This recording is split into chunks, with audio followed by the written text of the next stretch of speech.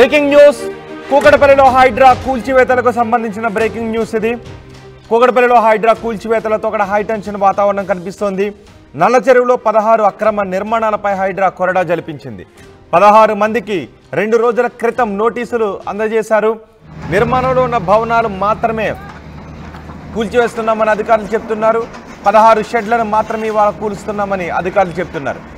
50 లక్షల రూపాయలు పెట్టి కేటరింగ్ స్టాల్ పెడితే ఒక్క రోజులో కూల్చేశారు అని బాధితులు లబోదిబోమంటున్నారు. నివాసం ఉన్న భవనాలను కూల్చడం లేదు అని అధికారులు చెప్తున్నారు. నల్ల చెరువులో ఏర్పాటు చేస్తున్న వ్యాపారస్తులు మాత్రం కన్నీటి పర్యంతమవుతున్నారు. తమకు తెలియకుండా ఇక్కడ వ్యాపారాలు ఏర్పాటు చేశామని, లక్షల పోసి మరీ వ్యాపారం ప్రారంభించామని, ఇప్పుడేమో హైడ్రా పేరిట అధికారులు వచ్చి కూల్చివేయడం మమ్మల్ని రోడ్డున పడేసినట్టే అవుతుందని చెప్తున్నారు. కొంత సమయం తమకు ఇచ్చి ఉంటే ఖాళీ చేసేవాళ్లము అని ఆవేదన వ్యక్తం చేస్తున్నారు. మరోవైపు మహిళలు సైతం హైడ్రా అధికారులను కూల్చివేయొద్దు అంటూ వేడుకుంటూ ఉన్నారు. అయినా ఫలితం లేకుండా పోయింది. ఉదయం నుంచి కూల్చివేతలు కొనసాగుతూనే ఉన్నాయి. 16 సముదాయాలకు తాము ఎప్పుడు నోటీసులు ఇచ్చామని, అందుకే ఈరోజు కూల్చివేతలు ప్రారంభించామని అధికారులు చెప్తున్నారు. గత ప్రభుత్వంలో 10 ఏళ్లుగా ఇక్కడ వ్యాపారాలు చేస్తున్నారని, ఇప్పుడు ఉన్న పలంగా కూల్చివేతలు చేయడం పట్ల అసహనాన్ని వ్యక్తం చేస్తున్నారు. రాష్ట్ర ప్రభుత్వం కూడా పేదవారి పట్ల దయ చూపించాలని వారు వేడుకుంటున్నారు. నల్ల చెరువు మొత్తం విస్తీర్ణం 27 ఎకరాలు. అందులో FTL బఫర్ జోన్లో 7 ఎకరాలు ఆక్రమణకు గురైందని అధికారులు చెప్తున్నారు. ఒకసారి అక్కడ ఏం జరుగుతుందో చూద్దాం.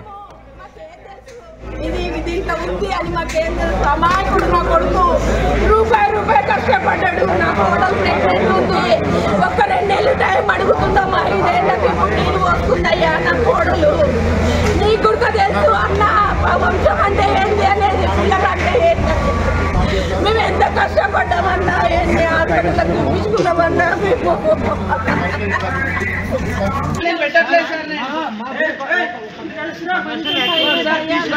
ప్రెగ్నెంట్ సార్, ఇది కూడా మేము షోయింగ్ చేస్తున్నామా సార్?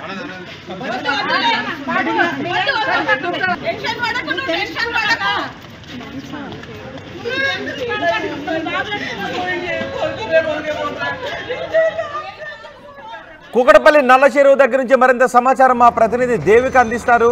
దేవిక, అక్కడ బాధితులు మాత్రం లబోదిబోమంటున్నారు. వాళ్ళ ఆర్తనాదాలు చేస్తున్నారు. కూల్చొద్దు, రోడ్డున పడతామని చెప్తున్నారు. కానీ అధికారులు మాత్రం ముందుగానే నోటీసులు ఇచ్చామని అధికారులు చెప్తున్నారు. మాకు సమాచారం ఇవ్వలేదని బాధితులు అంటున్నారు. ఏంటి అక్కడ పరిస్థితి?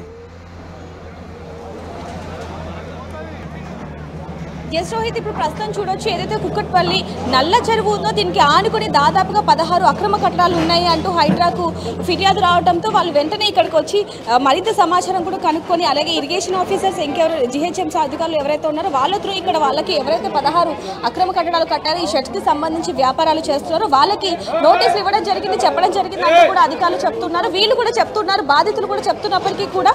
కానీ నిన్న సాయంత్రం వచ్చి చెప్పారు, కానీ మేము అంతగా అనుకోలేదు, మాకు సమయం ఇస్తామనుకున్నారు, సమయం ఇస్తాము అని అనుకున్నామే తప్ప ఈ విధంగా వచ్చి చేస్తారు అని కూడా మేము అనుకోలేదు. ప్రస్తుతానికి చూడొచ్చు బాధితులు ఏ పరిస్థితుల్లో ఉన్నారని. అంటే పొద్దున నుంచి జరుగుతున్న డిమాలిషింగ్ ఏదైతే ఉందో దానికి సంబంధించి వాళ్ళకి తెలియగానే ఇక్కడికి రావడం జరిగింది. దాదాపుగా వాళ్ళు అధికారులను మొరపెట్టుకొని, మనం RTV విజువల్స్లో కూడా చూడడం జరిగింది, వాళ్ళు పొద్దున్న నుంచి కూడా అధికారులను ఎంతగానో మొరపెట్టుకొని ఇప్పుడు ప్రస్తుతానికి అసలు లోపల ఒక కోటికి సంబంధించి సామాన్లు ఉన్నాయి. మేము నెల క్రితమే ఆ సామాన్లను కూడా తెప్పించడం జరిగింది. ఫ్యాక్టరీకి సంబంధించి ఎక్కడెక్కడి నుంచో సామాన్లు తెప్పించాం. కొన్ని కోట్లకి సంబంధించి లోపల అన్నీ ఉన్నాయి. మేము అవన్నీ పోనీ మాకు సమయం ఇవ్వండి, స్థలం మా కానప్పటికీ కూడా మేము కేవలం సామాన్లు ఏవైతే ఉన్నాయో అవి బయటికి తెచ్చుకుంటాము అని ఎంతగా మొరపెట్టుకున్నప్పటికీ కూడా, ఒకవైపు వెనకాల నుంచి డిమాలిషింగ్ చేస్తున్నప్పటికీ వీళ్ళు బయటికి తీసుకొచ్చే ప్రయత్నం చేస్తున్నా కూడా అధికారులు ఎవరైతే ఉన్నారో వీళ్ళని బయటికి తీసుకురావడం జరిగింది. ఇందాక వరకు మనం చూడడం జరిగింది RTV ఎక్స్క్లూజివ్లో. అంటే వాళ్ళు ఎంతగా మొరపెట్టుకున్నారు, కాళ్ళు పట్టుకొని కింద అసలు పడి ఎంతగా ఏడ్చారు, అసలు చెప్పలేని పరిస్థితి అని చెప్పొచ్చు. వాళ్ళు ఎంతగా బతిమలాడారు, ఎంతగా ఏడ్చారు అనే విషయం కూడా ఇప్పుడు కూడా చూడొచ్చు. వాళ్ళు స్పృహ కోల్పోయిన పరిస్థితి ఏర్పడింది. అంటే దాదాపుగా మేము ఎన్ని అప్పు చేసి ఇక్కడికి ఇవన్నీ కూడా చేయడం జరిగింది. మేము వరంగల్ నుంచి ఇక్కడికి వచ్చాము. గత సంవత్సరం నుంచి ఇక్కడ మేము వ్యాపారం చేస్తున్నాము. ఇప్పుడిప్పుడే ఇప్పుడిప్పుడే వ్యాపారం నడుస్తుంది అన్న సిచ్యువేషన్లో ఇప్పుడు ఈ విధంగా అవ్వడం అనేది అసలు ఎంతవరకు కరెక్ట్ అనేది కూడా వాళ్ళు అంటే ఎంతవరకు ఇది న్యాయం అనేది కూడా వాళ్ళు చెప్తున్నారు. ఒకవైపు నుంచి చూసుకుంటే కనుక ఇక్కడ ఎంతగానో బాధితులు మొరపెట్టుకుంటున్న పరిస్థితిని మనం చూస్తున్నాం. ఇంతవరకు క్యాటరీకి సంబంధించి బాధితులు ఎంతగా మొరపెట్టుకున్నారనేది చూసాం. మరి ఇప్పుడు ప్రస్తుతానికి ఏదైతే ఇప్పుడు ప్రింట్ ఈ ఫ్యాక్టరీకి ఫ్యాక్టరీకి సంబంధించి వీళ్ళు కూడా ఎంతగా మొరబెట్టుకున్నారు అనేది కూడా మనం ఆర్టీవీలో చూడడం జరిగింది. ప్రస్తుతానికైతే ఏదైతే ఇప్పుడు 16 ఈ షట్టర్స్ ఉన్నాయో దానికి సంబంధించి కూడా ప్రతి ఒక్కరికి కూడా నిన్న మధ్యాహ్నం వరకు చెప్పారు అంటూ కూడా వాళ్ళు కూడా చెప్పడం జరుగుతుంది. కానీ వాళ్ళు అప్పటి నుంచే కనుక సామాన్లన్నీ కూడా బయటకు తీసుంటే ఈ రోజు ఈ విధమైన పరిస్థితి వచ్చేది కాదు అనేది కూడా ఒకవైపు నుంచి మనకి క్లియర్గా అర్థమవుతుంది.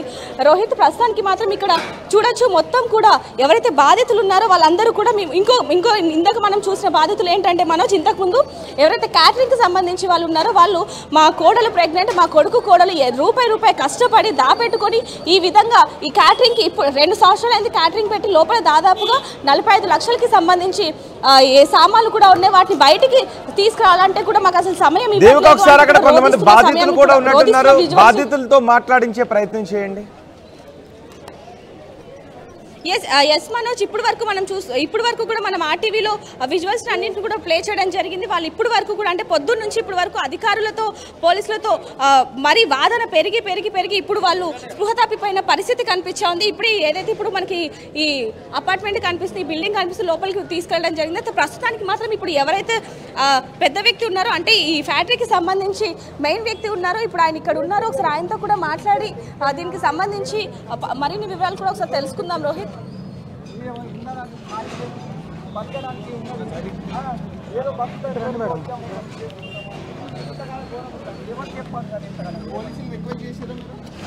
పోలీసుల రిక్వెస్ట్ చేశాము, అందరికి రిక్వెస్ట్ చేస్తున్నాము, దండం పెడుతున్నాను, కాళ్ళలో పడుతున్నాను. ఎవ్వరికి ఇది లేదు సార్, ఎవ్వరికి కొద్దిగైనా ఏది చెప్పడానికైనా కూడా రెస్పాండ్ లేకుండా ఉన్నారు సార్. ఎందుకు సార్ ఇప్పుడు ఎవరికి చెప్పుకోవాలి సార్ మా బాధలు? ఇప్పుడు ఎవరు చెప్తారు, ఎవరు వింటారు సార్? ఇది ఎవరు ఇన్ని ఏం చేస్తారు, ఎవరు కట్టిస్తారు, దాన్ని భరిస్తారు, ఎవరు భరిస్తారు, ఎలా చేయిస్తారు, ఏం చేయాలి సార్? నాకు ఏం తోస్తలేదు సార్. అంతగానం ఘోరం చేయడం ఎంతవారు ఎక్కడ నేను చూడలేదు, ఏ ప్రభుత్వం చూడలేదు. ఇప్పుడు ఎవరు సార్ అది అట్లా చేయమని ఎవరు చెప్పారు సార్? కనీసం మీరైనా చెప్పండి సార్. ఇప్పుడు ఇలా కొలగొట్టమని చెప్పింది దేని గురించి కొలగొడుతున్నారో కూడా తెలియదు సార్ నాకు. ఇప్పుడు కాల్ చేయమని అక్రమ కట్టడాలు అంటే ఇప్పుడు కరెంట్ బిల్ ఇచ్చారు, ఇప్పుడు ఓనర్కి ఇచ్చిన కరెంట్ బిల్ ఇచ్చి వాటర్ అన్నీ ఇచ్చి వాళ్ళకి ఇచ్చింది గవర్నమెంటే కదా, మున్సిపాలిటీ వాళ్ళే ఇస్తారు కదా, మున్సిపాలిటీ వాళ్ళే కదా, గవర్నమెంటే కదా ఇచ్చింది. మరి అప్పుడు ఇలాంటివి ఉన్నప్పుడు ఎందుకు ఇచ్చారు సార్? వాళ్ళకి పర్మిషన్ ఎందుకు ఇచ్చారు? సరే వాళ్ళకి ఇచ్చారేమో కానీ మాకు చెప్పలేదు కదా సార్, ఇలా ఉంది అని మాకు తెలియదు కదా. మాకు తెలిస్తే ఎందుకు వస్తాం సార్? ఇక్కడ తెలిస్తే ఇది అంత ఖర్చు పెట్టుకొని ఇక్కడ ఉండడానికి మాకు అవసరమా సార్? మాకేం ఇదా అలా చేయడం అది కరెక్ట్ కాదు కదా సార్.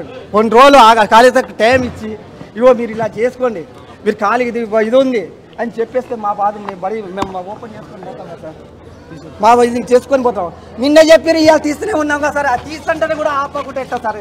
నేరి ఘోరం. ఇప్పుడు 1 గంట ఇప్పుడు వరకు అయిపోయేది, నాది మిషన్లో అయిపోయేది, అన్నీ తీసుకునేవాడిని ఇప్పుడు వరకు.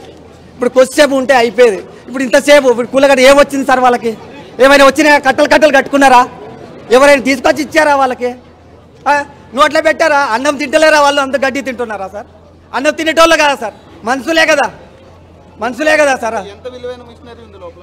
₹1 కోటి మిషన్ ఉంది సార్, ₹1 కోటి మిషన్ ఉంది సార్. చెప్పిన మిషన్ తీస్తారు. ఇగో లోపల కూడా గేట్ గార్డ్ దగ్గర కూడా పోనిస్తలేదు, గేట్ కూడా దగ్గర కూడా రాణిస్తలేదు, అంటే గేట్ దగ్గర కూడా రాణిస్తలేదు సార్. నిన్న సాయంత్రమే చెప్పాను, తీస్తూనే ఉన్నాను తీస్తున్నా కూడా ఆగలేదు. రోహిత్, వాళ్ళు పొద్దున్న నుంచి కూడా అధికారులు ఎంతగా బతిమలాడుతున్నారు, ఎంతగా ప్రాధాయపడుతున్నారు, ఎంత కాళ్ళు పట్టుకున్నా కూడా అసలు సామాన్లు కూడా లోపల నుంచి తీసుకురాలని పరిస్థితి కూడా మనకు కనిపిస్తా ఉంది. ఇప్పుడు ఆయన ఎంతగా ఆయన ఇదవుతున్నారు, డబ్బులు ఎవరు ఇచ్చిండు సార్? ఎవరి అమ్మడి కొడుక? ఎవరి సొమ్ము సార్ అది? నా సొమ్ము నేను తీసుకుంటున్నా కదా సార్. వారి బొప్పర్లో ఉందో ఎక్కడ ఉందో ఏ తలకాబడి ఉందో నాకు తెలియదు, కానీ నా సొమ్ము నేను తీసుకున్నా టైం ఇస్తే సరిపోతుంది సార్. ₹1 కోటి సమాన్ ఉన్నాయి, ₹1 కోటి ఉన్నది. ₹1 కోటి సమాన్లు ఇట్లా చేసి ఆగం చేస్తే ఎట్లా? నేను అంతగానం చేస్తే ఎలా? ఇంత దౌర్జన్యం చేయడం కరెక్ట్ కాదు కదా.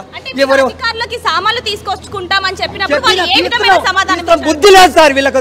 ఇప్పుడు ఉన్నారు ఇంత IPSలు ACSలు అయిన అందరూ ఉన్నారు, సిగ్గున్నారు. ఆడోళ్ళకన్నా అభిమానం సార్ వీళ్ళు, ఆడోళ్ళకన్నా అభిమానం వీళ్ళు. అంతగానే ఇజ్జత్ లేదు వీళ్ళకి. వచ్చేపు ఉండవచ్చు కదా సార్, వచ్చేపు గంట ఖాళీ చేస్తున్నారు, కొద్దిగా చూస్తున్నారు కదా సార్, కళ్ళతోటే చూస్తున్నారు, కళ్ళతోటే చూస్తున్నారు.